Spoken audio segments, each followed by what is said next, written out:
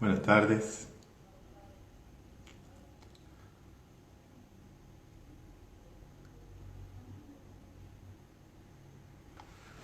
Buenas tardes a todos. Bienvenidos a este nuevo ciclo de entrevistas propuesto por la Secretaría de Derechos Humanos, organizado por nuestra secretaria, la doctora Erika Brunotto. Me presento, yo soy Ernesto Sancierra, yo soy abogado. Actualmente me desempeño como subsecretario de Derechos Humanos de la provincia y hoy proponemos tener una charla sobre el impacto de la pandemia, de la cuarentena en los niños, niñas y adolescentes de nuestro país. Para ello le propusimos la charla al secretario nacional de Niñez, Adolescencia y Familia, al doctor Gabriel Lerner, quien desde su lugar y conociendo sobre la temática nos va a poder orientar y decirnos cómo se vienen dando las cosas en el tema. Vamos a ver de invitarlo a Gabriel. Hola Gabriel, ¿querés enviarme solicitud? A ver. Le busco. Ahí está. No. Ahí estamos. Estamos esperando a Gabriel. ¿Cómo? Hola, Hola Gabriel, ¿cómo estás? bien, bien, ¿me escuchan bien? Perfecto, perfecto, se te escucha Bueno, perfecto. me alegro mucho. Bueno, un gusto. ¿Ahí se ve bien también? ¿Se ve Perfecto, bien? impecable, Bueno, muy bien. impecable. Este, un gusto poder tener esta charla con vos. No estamos desde la Secretaría de Derechos Humanos, estamos en un ciclo de entrevistas hablando de básicamente todos los derechos humanos y de las personas en situación de vulnerabilidad.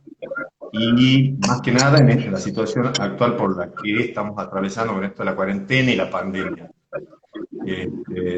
Se nos propuso hablar hoy sobre la niñez y la adolescencia y surgió tu nombre, y desde tu lugar como la secretaría, cuyo principal eje es, el cuidado del sistema de protección de niños y niñas y adolescentes. Queríamos saber, que nos cuente un poco cómo se viene desarrollando, cómo se viene realizando esa protección en el contexto actual. Bueno, Ernesto, te agradezco mucho. Mandarle un saludo al compañero Darío, un amigo. Eh, bueno, siempre interesante para nosotros poder reflexionar, pero aparte contar lo que venimos haciendo desde la gestión de la Secretaría Nacional de Niñez. Yo te hago un paneo muy rapidito de algunas líneas de trabajo y después vos decidís en qué te parece más profundizar, digamos. En nuestro país viven entre 13 y 14 millones de niños, niñas y adolescentes, es decir, en términos de la Convención sobre el Derecho del Niño, 13 millones de chicos desde el nacimiento a que cumplen 18 años de edad.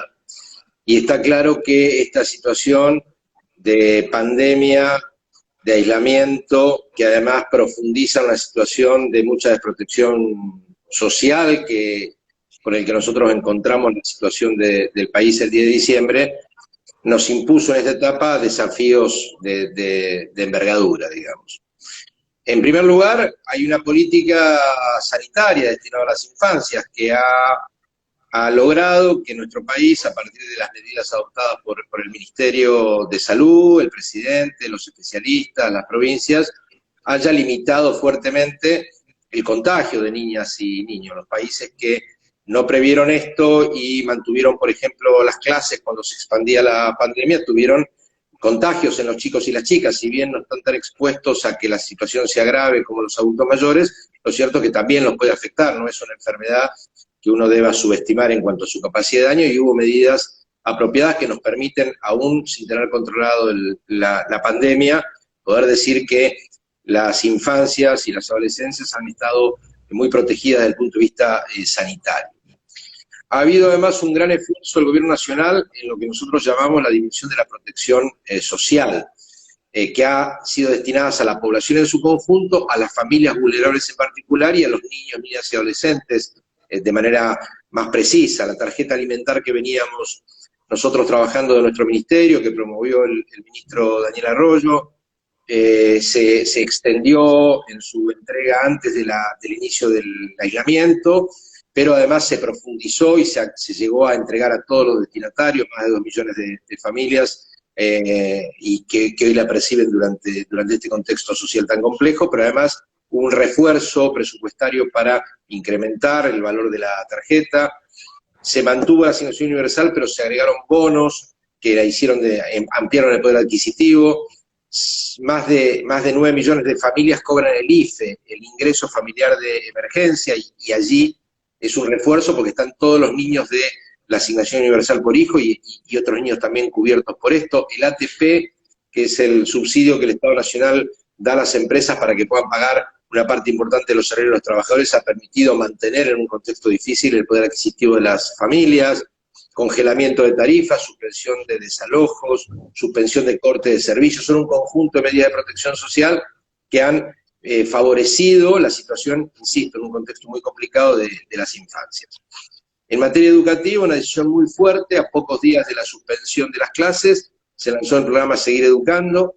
Hubo un viraje muy rápido, muy potente de la orientación de la TV pública, de las radios nacionales de todo el país, del canal Paca Paca, puesta al servicio de que niños, niñas y adolescentes no perdieran su contacto con el sistema educativo, con los docentes. Al principio tuvo una impronta muy de continuidad de la idea de las clases, y después fue sufriendo ajustes en la medida que esto se iba prolongando. Se lanzó la línea de los cuadernillos, porque somos conscientes de que una buena cantidad de familias no tienen conectividad o no tienen un buen acceso a la conectividad, entonces materiales gráficos para todos los ciclos y todas las edades, y eso ha sido muy importante desde el punto de vista de la protección especial, porque en mi modesto entender, el Seguir Educando y el sistema educativo han sido la ventana más importante del Estado para interactuar con las infancias y con las familias, es decir, el contacto virtual o a través de cuadernillos, o a través de materiales, o a través de la televisión del Estado con las familias, ha permitido no solamente divulgar contenidos vinculados con las currículas, sino que además nosotros pudimos colaborar con la generosidad del Ministerio de Educación, de la Secretaría Nacional de Niñez, y en el Educar, en la página de Educar, en los materiales, se difunden sistemáticamente las líneas 102 y el mapa de líneas para atención de las infancias en todo el país. Es decir, 17 provincias tienen la 102, otras 7 tienen otras líneas diferentes, pero que atienden situaciones de vulneración o consultas sobre las infancias, y el sistema educativo nos ayudó mucho a divulgar las líneas. De hecho, se duplicó en la recepción de llamados en las líneas 102, y además los contenidos que tienen Seguir Educando fueron incorporando, y nosotros pudimos allí también hacer una humilde colaboración en promoción de juegos en las casas, promoción del buen trato hacia niños y niñas por parte de los progenitores, apuntando a reducir la violencia en los hogares en los contextos de encierro y aislamiento, la promoción del juego como un elemento que distienda las relaciones familiares en el contexto del aislamiento. En el caso particular de nuestra Secretaría, te presento las líneas principales. Hemos trabajado fortaleciendo las líneas 102 de algunas provincias y las otras líneas que no son 102 de otras provincias. Te contaba recién que se duplicaron los llamados, se mantuvo el porcentaje de llamados vinculados con temas de las violencias, que ronda el 40%, pero el crecimiento también se produjo en otros rubros porque sobre todo hubo mucha consulta a las líneas 102 respecto de concurrencia a las consultas a los pediatras, vacunación, traslado de niños, posibilidad de cómo funciona lo que llamábamos antes régimen de visitas y hoy llamamos régimen de comunicaciones entre progenitores no convivientes. Es decir, las líneas estas sirvieron de consulta para un montón de temas y se siguió manteniendo un peso importante de denuncias o consultas vinculados con violencias, con malos tratos, con posibles situaciones de abuso, que pasaron a ser el principal causa de recepción de denuncias o consultas de lo que llamamos los organismos, la red de organismos de protección especial que hay en los territorios. Es decir, en la Argentina en los últimos 20 años fueron creciendo a instancias de procesos de descentralización y de la ley 26061, las leyes provinciales, fueron creciendo distintos tipos de agencias o organismos estatales, en algunos lugares se llaman servicios locales, en otros se llaman defensorías, organismos de protección que están más cercanos a las comunidades, y las derivaciones a esos organismos venían de distintas fuentes. Tradicionalmente, la escuela es receptora de situaciones de amenaza o vulneración de derechos, el sistema de salud también lo es, el poder judicial, los clubes de barrio, las organizaciones sociales. Buena parte de esos caminos se obturaron y buena parte de esa demanda se canalizó a través de las líneas 102. Esto fue un proceso bastante visible para los que seguimos esta cuestión. Pusimos en funcionamiento el Consejo Federal de Niñez en condiciones que no eran las que nos hubiera gustado, a través de plataformas como el Zoom, y empezamos a articular y a consultar con las provincias. Nuestra primera decisión, incluso antes de que pudiéramos reunir el Consejo Federal, ya en abril, a poco de iniciarse la pandemia, fue otorgar un subsidio unilateral de la Secretaría sin convenio previo, sino para hacerlo más ágil, a todas las jurisdicciones, para otorgar una serie de recursos económicos para mejorar la atención, en particular de las infancias y las adolescencias que no conviven con sus familias, que están o separadas del medio familiar en hogares o familias de acogimiento por razones de protección, porque han sido víctimas de abuso, maltrato, etcétera, y han sido separados de sus familias de origen, o adolescentes que se encuentran imputados de delitos y privados de la libertad. Esto en total en la Argentina es una población que oscila al momento de iniciar la pandemia, entre 9 y 10.000 chicos y chicas, entre 8 y 9.000 vinculados con hogares y residencias de protección, y alrededor de 1.000 adolescentes privados de libertad imputados de delitos. Digo que los números son anteriores a la pandemia, si después te puedo detallar un poquito más sobre esta situación. Hubo subsidios de la Secretaría y hubo una cantidad importante de guías y recomendaciones que hicimos en conjunto con el Ministerio de Salud de la Nación y con UNICEF para orientar en esos dispositivos de cuidado o de privación de libertad medidas de prevención y atención de cara al COVID. En la bio mía, en la biografía mía de Instagram, está pegado un link al que pueden ir todos los que están mirando y quienes quieran, y ahí van a encontrar buena parte de los materiales que yo estoy refiriendo: protocolos, guías, normativas, resoluciones, programas, videos, etcétera. Buena parte de lo que estoy contando y una parte que no voy a poder contar, van a encontrar allí los instrumentos al que le interese profundizar. Además, hicimos también un subsidio extraordinario para los 1.700 centros de desarrollo infantil que están en el Programa Nacional de Primera Infancia, una beca extraordinaria para, si bien los niños y niñas no están yendo ahora a los centros de desarrollo infantil, se trata de jardines comunitarios o municipales que están en el territorio, y buena parte de esos espacios de cuidado y educación de la primera infancia siguieron trabajando con las familias, reparto de viandas, consultas, etcétera, aunque los niños y niñas no estuvieron concurriendo a estos espacios. Hubo un trabajo de la CENAF también, de la Secretaría Nacional de Niñez, Adolescencia y Familia, en materia de normativas, junto al Ministerio de Mujeres y con el apoyo de nuestro ministro. Se publicaron normas que regularon el DNU que dio lugar al aislamiento, vinculado con el tema de los traslados, del ingreso a comercios, de cómo mantener el régimen de comunicación entre progenitores, y se generaron formularios para que la gente a través del programa Cuidar pueda tener autorización para ir y buscar sus niños o visitarlos, etcétera. Eso fue una tarea que la Secretaría intervino de una manera importante. Ahora estamos ejecutando un programa que hicimos con UNICEF que se llama AUNAR. Es una tarjeta cargada con crédito que llega a 600 espacios, de lo que te decía antes, de niños sin cuidados parentales que están alojados en centros de infractores, para que esos centros tengan, sin un trámite burocrático muy lento, acceso a algunos recursos, fundamentalmente para la compra de elementos de bioseguridad y de higiene de los espacios, y para compra de juguetes para niños y niñas. En el contexto de la emergencia, y voy cerrando esta primera intervención, lanzamos el programa Jugar, y si van al link que les dije, van a ver que hay allí un montón de materiales que se pueden acceder simplemente por WhatsApp, y tiene mucha difusión, que tienen que ver con 3 segmentos etarios: niños de lo que llamamos la primera infancia, hasta 5 años de edad, niños en edad de escolaridad primaria, de 5 a 12 años aproximadamente, y adolescentes materiales específicos de juego, de entretenimiento, guías de dónde poder acceder a determinados recursos para poder atravesar el aislamiento.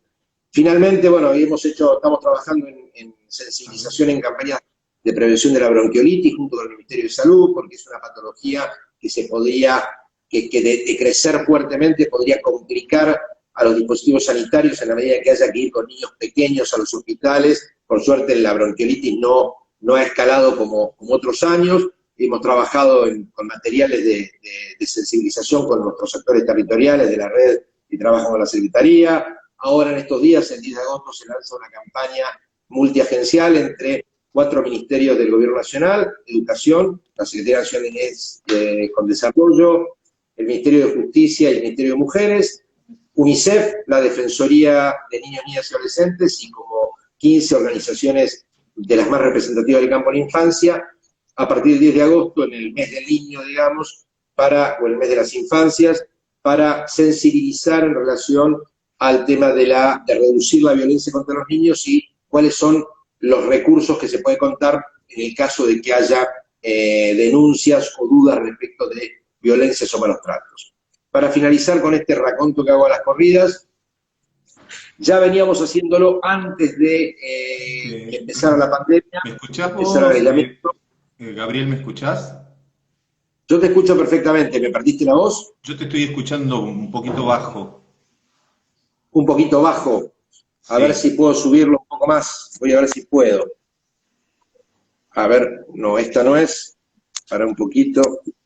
Porque he cambiado de teléfono. Lo tengo al máximo el teléfono, me puedo acercar un poquito más. Así no grito. A ver ahí.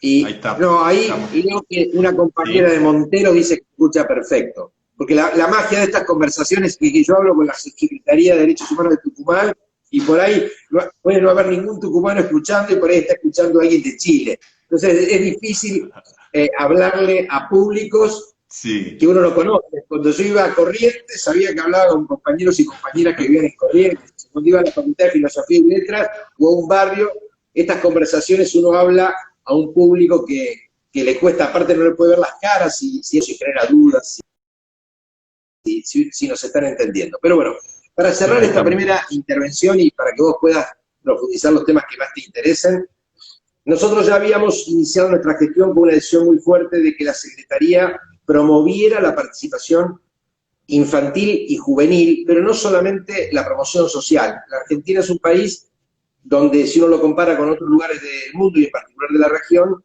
los niños tienen mucha voz. Los niños y las niñas en Argentina, los chicos se expresan, hablan, se organizan, hay centros de estudiantes, participan de protestas, de cosas creativas, etcétera, pero tenemos una deuda importante en abrir cauces para que esa participación y esas voces y esos sentires impacten y enriquezcan la política pública. Entonces nosotros llegamos con el desafío, uno de los desafíos que trajimos a esta gestión fue la de abrir cauces de participación de niños, niñas y adolescentes para que enriquecieran la política pública. Lo empezamos a hacer en enero y febrero, diálogos directos de la Secretaría, sus funcionarios con grupos de adolescentes, básicamente con grupos de niños de entre 8 y 12 años que están organizados en una modalidad inspirada por un especialista y un referente italiano que se llama Francesco Tonucci. Entonces se llaman el programa de la ciudad de los niños, se llaman consejos de niños y niñas.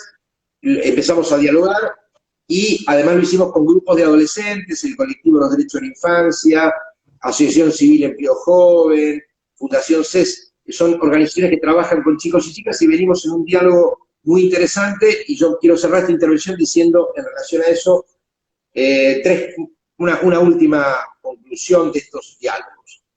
Nosotros creemos que los chicos y las chicas han sido destinatarios de cuidado en términos de evitar los contagios y sabemos también que, como sucede a toda la población, aunque con particularidades, están siendo víctimas de efectos no deseados del aislamiento. Nosotros no romantizamos el aislamiento, entendemos que es una medida racional, necesaria, pero que tiene efectos negativos, nos deprimimos, nos desconcertamos, no siempre, no sabemos los alcances en términos de perjuicios, pero claramente introduce cuestiones de nuestro ánimo, de nuestro bienestar espiritual, psíquico, físico, que tienen un impacto complejo, aún desconocido en toda su magnitud, pero complejo. Pero además de estas dimensiones, nosotros estamos absolutamente convencidos que hubiera sido imposible mantener estos elevados estándares de aceptación de las consignas de cuidado y de aislamiento, porque más allá de fotos que aparecen de desbordes, la regla es que en estos 4 meses, en mi modesta opinión, nuestro pueblo, el pueblo argentino, ha hecho una gesta del cuidado, ha habido un esfuerzo muy grande de la población. Esos niveles de acatamiento de las normas sanitarias hubieran sido impensables si los niños, las niñas y en particular los adolescentes no hubieran hecho propias las consignas del cuidado. Nosotros estamos absolutamente convencidos que los chicos y las chicas han sido protagonistas activos de este esfuerzo social de cuidado, y esto me parece que es un capital que el mundo adulto nosotros debemos atesorar para pensar las políticas de salida del aislamiento en la pospandemia, es decir, apostando a la incorporación y la internalización de normas y de hábitos de cuidado en los propios chicos y chicas para poder cuidarse ellos y cuidarnos a todos. Es decir, yo creo que es impensable que se hubieran logrado los niveles de acatamiento en las grandes ciudades, como sucede en Buenos Aires, en el conurbano, si las adolescencias y las juventudes no hubieran hecho propio el esfuerzo de cuidarse y cuidarnos. Entonces me parece que es un tema que nosotros debemos tenerlo muy presente, no olvidar eso. Yo creo que cuando empiece el retorno a la escuela nos vamos a encontrar con chicos y chicas, quizás no los más pequeñitos, pero chicas y chicas cuidándose, cuidando a sus compañeros, cuidando a los docentes, porque es la experiencia que se ha verificado en este larguísimo periodo de aislamiento, en particular en el AMBA, en Chaco, en algunos lugares de Córdoba, donde hemos tenido un aislamiento estricto o muy fuerte durante mucho tiempo. Una prueba de ello es que casi no ha habido dificultades ni desbordes cuando se regularon salidas recreativas. Las salidas recreativas no han promovido una juntada desbordando las pautas por los chicos. Los chicos en general, así como buena parte del mundo adulto y en algunos casos mejor, han sido protagonistas del cuidado. Bueno, con este monólogo medio a las corridas inicial, Perfecto, te dejo abierto perfecto. que elijas por dónde querés seguir la conversación. Sí, hay un montón has abierto un montón de abanicos para poder seguir charlando. Yo quería consultarte cuál es tu opinión de cómo influyó, digamos, el aislamiento según la franja etaria de la niñez. ¿Cuáles fueron los efectos que, según tu entender y según la mirada de la Secretaría, con esto que vos nombrabas antes de la línea 102, de la recepción de denuncias y atenciones a los niños, bueno, y a la familia en general, cómo influyó el aislamiento en las distintas franjas etarias? Yo haría, si me permitís contestar primero de otra manera, yo haría un corte por la condición social.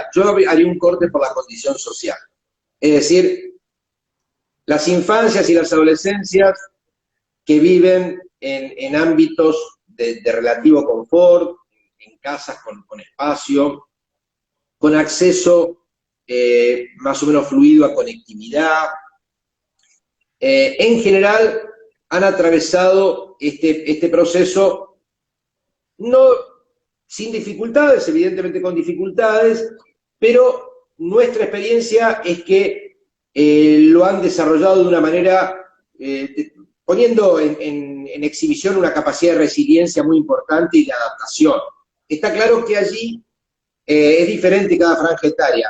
A mí me da la impresión que los chicos en la edad de escuela primaria, o entre 5, 12, 13 o 14 años, han sido probablemente quienes menos lo han padecido, en el sentido de que muchos han podido disfrutar de estar con su papá y su mamá, y en muchos casos relatan experiencias muy interesantes. Sí, es homogénea en esa franja etaria extrañar la escuela, pero cuando te dicen quiero volver a la escuela, no dejan pasar ni 2 segundos para mencionar la palabra amigos, o para hablar de fútbol o de los recreos. Es decir, nadie dice escuela por la clase de geografía, pero la escuela en la vida de las infancias en Argentina es una experiencia generalizada, el nuestro es un país de un altísimo nivel de escolaridad, y es un espacio cuidado, de protección, donde los niños ejercen una fuerte autonomía respecto de sus familias. Entonces hay un disfrute muy grande de un espacio cuidado, de protección propio de las infancias, y al mismo tiempo no necesariamente con la mirada paterna y materna. Y estos meses, la mayoría de esos niños han estado todo el tiempo, aún en ámbitos donde son muy cuidados, han estado un montón de tiempo, todo el tiempo con sus progenitores, no han visto a sus amigos, no han podido jugar con ellos. Hay también una demanda de poder ver en particular a parientes, primos, tíos y los abuelos y las abuelas. Ese es un tema de mucho sentir en muchos chicos, porque con mucha madurez las familias no han acercado a los niños a sus abuelos o abuelas, entonces ahí nosotros encontramos un problema más grave. Los niños les cuesta esto en el que estamos, pero también están muy acostumbrados todo el tiempo con sus progenitores, están muchas horas con su papá o con su mamá fundamentalmente. Con las adolescencias aparece otra cuestión que es, nosotros hemos visto cómo la mayoría de los chicos forzaron aún más el tema de tener sus espacios de libertad a deshora con sus padres. La mayoría de los chicos cuentan que en general cuando sus papás van a dormir es el momento en que ellos más tiempo despiertos están, es la manera de encontrar espacios de mayor autonomía. Ahora, la situación se complica más aún donde los espacios de convivencia han sido muy limitados.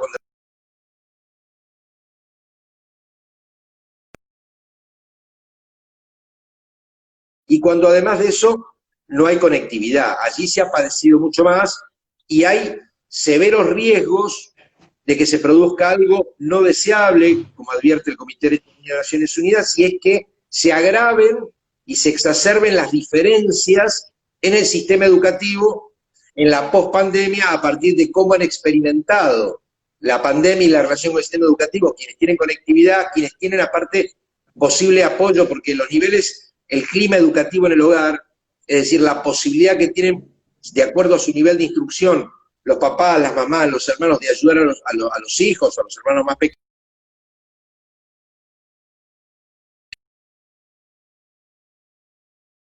No es lo mismo para un chico hacer tareas cuando su padre o su madre son profesionales o tienen niveles de formación, cuando su papá y su mamá tienen menos niveles de instrucción. Entonces, ahí hay un problema serio en los sectores sociales con menos recursos en cuanto a cómo padecen la situación y cómo se puede agudizar y exacerbar la desigualdad en el plano educativo, porque en el caso de los chicos que no han tenido recursos, bueno, vamos a ver cómo resolvemos el problema de acreditación de conocimientos, el pase de grado o el pase de año. Estamos ahí frente a un gran desafío que el Ministerio de Educación lo viene trabajando intensamente con las jurisdicciones, pero que no es sencillo de resolver. Perfecto. Dos preguntas más y ya para ir terminando. Una, en este intercambio que tenés vos con la Secretaría, con organizaciones y demás de territorio, en esto que vos nombrabas, de que los chicos se hacen escuchar, de que ejercen su derecho a ser oídos, ¿cuáles son las principales inquietudes que surgen en los chicos, en los adolescentes y en los grupos familiares en relación a lo que está pasando y a lo que se viene? A ver, primero quiero decir algo que permanentemente señala el doctor Daniel Arroyo y que yo lo quiero hacer propio y quiero aprovechar este ámbito para decirlo. Nosotros estamos pudiendo afrontar de manera relativamente exitosa esta tremenda adversidad porque hay un Estado muy presente, porque la política, en términos generales, no todo el mundo, pero en términos generales, ha entendido que con esto no competimos, que con esto lo que hay que hacer es cooperar y planificar conjunto, etcétera, etcétera. Pero también porque Argentina tiene una potente red social. No en todos los lugares del mundo hay el nivel de organización social que hay en Argentina, porque el problema de transferir recursos a comunidades que no están cohesionadas, que no tienen sus propias herramientas, referentes, etcétera, no da el mismo impacto que da cuando allí hay un merendero, hay un comedor, hay un centro barrial, un centro cultural. Es decir, la organización, clubes, parroquias, cultos, es decir, ahí hay una potencia importante de las organizaciones de la sociedad que yo quiero poner de resalto y que tiene que ver también con las políticas de niñez.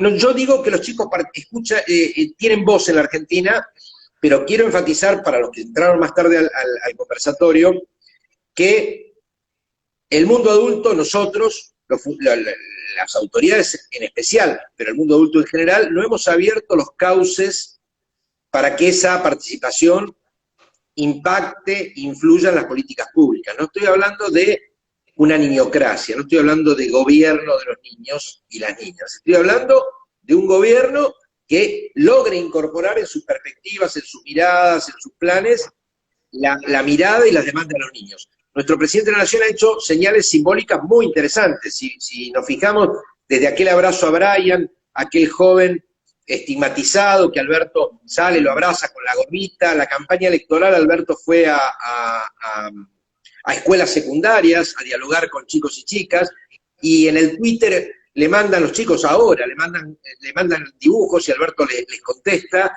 Ha dedicado algún discurso a dirigirse, en particular a las adolescencias y las juventudes. En el último festejo del 9 de julio, si recuerdan bien, la Declaración de la Independencia fue leída por niños y niñas, no solamente niños y niñas, sino de distintas edades, con diferentes tonadas, cordobeses, tucumanos, correntinos, y también niños de pueblos originarios, es decir, las infancias participando, pero nosotros tenemos que abrir cauces institucionales de participación. Si un chico de 16 y una joven de 17 años pueden votar para elegir al presidente de la Nación, como vos y yo, no puede ser que no tengan opinión para algunos planes que se hacen en sus municipios o para definir proyectos de sus escuelas. Ahí hay una brecha, un gap entre sus potencialidades y lo que los adultos les permitimos. Bien, desafío de los pibes, ahí contesto lo que me preguntaste. Ahí me parece, yo veo dos cuestiones como fundamentales. El Estado Nacional está haciendo un esfuerzo para dar respuesta a esto, que es el problema de conectividad. El problema de la conectividad es un problema que va convirtiéndose en un problema de derechos humanos básicos. La pandemia lo pone en evidencia, pero venía de antes. Las desigualdades que se provocan en quienes no tienen un aparato con cierta tecnología y capacidad de conexión con relación a quienes sí lo tienen, es una desigualdad muy importante para acceder a la información, para guiarse en la vida social. Todos utilizamos nuestros teléfonos inteligentes y en los sectores que no los tienen, en particular en la juventud, en las adolescencias y los chicos, ahí marca una desigualdad importante. Entonces, un desafío inmenso durante la pospandemia y a futuro es asegurar el acceso universal a una conectividad de cierta calidad. Me parece que ahí hay una demanda fuerte de los chicos y las chicas. Otra demanda fuerte es el tema del retorno a las escuelas. Creo que ahí tenemos un desafío muy grande, porque, en mi modesta opinión, no es que va a haber suspensión de clases y un día empiezan normalmente las clases. Es decir, el retorno al inicio de las clases va a ser bastante más problemático, pero probablemente, y eso se está discutiendo, nosotros formamos parte del comité que formó el ministro Trota sobre el retorno a la escuela. Bueno, en mi modesta opinión, si se puede volver gradualmente, a mí me parece que hay que priorizar a los chicos de sectores populares que han tenido menor conectividad, por ejemplo, porque ellos necesitan más volver al contacto más directo con los docentes. Los chicos que comían, chicos y chicas que comían en escuelas, es decir, y que ahora reciben el alimento seco y hay que cocinarlo en los hogares, ese es un factor que hay que considerar en una vuelta progresiva. Los niños y niñas cuyos progenitores tienen que trabajar. Acá hay un problema de cuidado de los chicos, que la escuela juega un rol en el cuidado complementario al de la familia. Es decir, la escuela educa, pero aparte la escuela cuida. Entonces, las demandas de cuidado no son las mismas en todas las familias. Es decir, tenemos un montón de situaciones a considerar en un retorno progresivo, que quizás sea un retorno progresivo a la escuela que no necesariamente signifique un inicio, comillas, normal de clases. Porque incluso en las grandes ciudades está el problema del transporte público. tenemos que cuidarnos de contagiarnos y el transporte público es un ámbito particularmente adverso para quienes no nos queremos contagiar ni queremos contagiar a otros.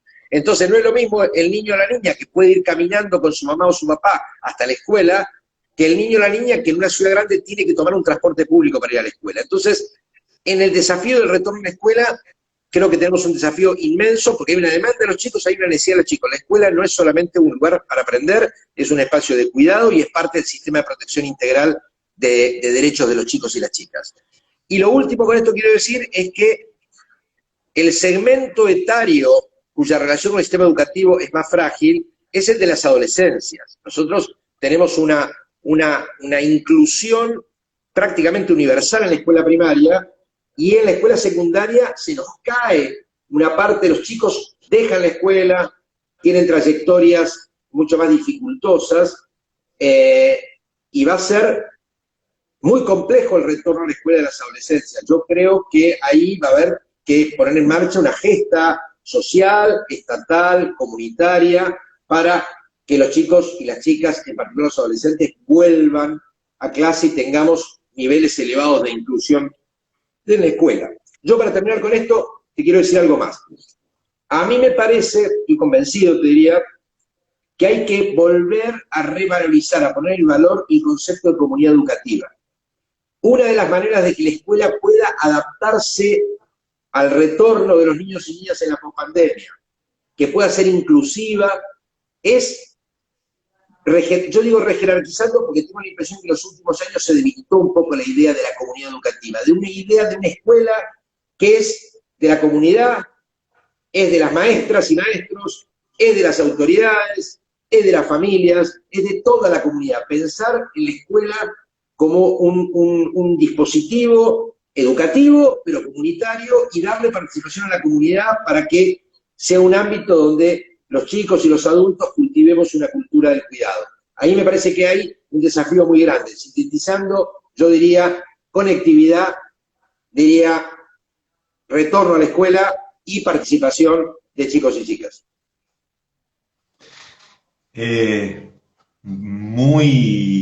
Más que claro todo lo que vos acabás de desarrollar.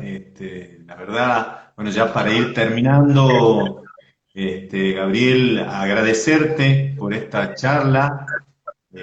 No quedaron muchos temas, por lo menos para esta primera entrevista, para esta primera charla que estamos teniendo en relación a niños y a adolescentes, más teniendo en cuenta el tiempo. Para mí un verdadero placer haber podido tener esta charla contigo, convocarte para poder en un futuro no muy lejano seguir hablando sobre la niñez y la adolescencia y proponerte de charlar sobre un tema que es para la Secretaría principalmente de vital importancia, como lo es el régimen penal juvenil y cómo se viene manejando y qué es lo que se pretende, hacia dónde iríamos con este régimen penal juvenil y con el tema de los adolescentes en conflicto con la ley. Desde ya, muchísimas gracias, un verdadero placer, muy claro en tu exposición. Y bueno, un saludo, hasta pronto. Me voy a despedir, la veo ahí, por ahí pasar a Daniela Artur, le mando un beso grande a la compañera y a Darío Aldana de nuevo. Gracias a vos, Ernesto. Para los que no escucharon al inicio, buena parte, no todas, pero buena parte de las acciones de la CENAF las pueden buscar en un link que está en la biografía mía acá en Instagram. Digo esto porque por ahí hay cosas que quieren profundizar, y si quieren divulgar el link, yo muy agradecido porque nos interesa que la población sepa qué estamos haciendo. Y obviamente me encantaría, cuando quieras, y hacemos una charla específicamente sobre el tema de adolescentes infractores. Ahí hay un desafío muy grande, hay deudas importantes con la sociedad y con las infancias, así que yo encantado. Cuando usted lo disponga, lo organizamos un día que yo pueda y a disposición. Excelente, excelente, Gabriel. Muchísimas gracias. Bueno, vamos sacando, a ver, muchas gracias a todos los que estuvieron del otro lado. Ya pronto seguiremos con este ciclo de entrevistas de la Secretaría. Muy buena la charla. Un saludo para todos. Muchas gracias. Hasta luego.